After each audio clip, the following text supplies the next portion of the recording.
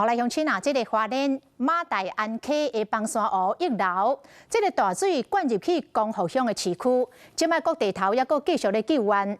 咱的记者挺进灾区，发现有一寡长辈都掉伫家己厝内底的2楼，因为这个门口互烂土堵掉咧，人是完全无法度出来。嘛唔知影救援人员到底什么时阵才会来？当地住户烦恼着老母亲的安全，是规气家己架推、褪车骹爬去哩2楼，架着这个铁桶送食的物件互妈妈。连鞋拢无穿，褪车骹爬楼梯，一步搁一步打起哩。不过这个大哥敢若有小可吃力。手赶塑胶落啊，动作放慢，先确认面前有灾，才搁压落去，真细腻。大铁皮换壁，一步接一步，就算遇到危险，嘛要甲这袋救命的物资送去互老母。真无简单，总算是爬到2楼的桶仔外，不过后生甲老母煞搁爱架一个铁桶仔，甲水果食面送互老母了后，才越头离开。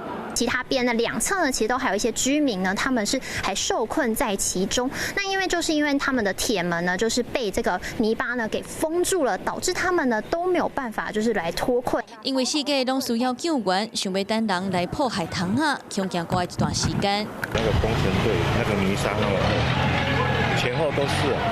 所以等他们来才能帮。对。所以你自己也没办法回去。像这样的方式要。每一家都用工程车这样才能打。褪车骹大揽土，点点啊离开，看起来冷静，可能心内已经真着急，就惊有悔老母无法度行动，佫唔知影爱等到当时，大哥只好家己搬楼梯来救老母。不过，放掉伫咧厝内的，佫唔哪一个时段。你没有东西吃哦？有一点点饼干的。那有人来要帮忙开下面的吗？家里有其他人吗？没有。没有，孩子都在外面啊，回不来啊，火车也不通啊。我女儿说要回来，就还没回来。我女儿在瑞穗，辛苦了，没办法，碰到了。结果无法度，实在真无奈，一场大水灌入公户，对是大人放袂落心的时势，伫咧楼骹收掉咧，敢若希望厝内人会当量早放救出来。Hello， 我是雷亚，想要抢先掌握最及时的新闻资讯吗？赶快订阅、按赞、开启小铃铛，锁定华视新闻 YouTube 频道。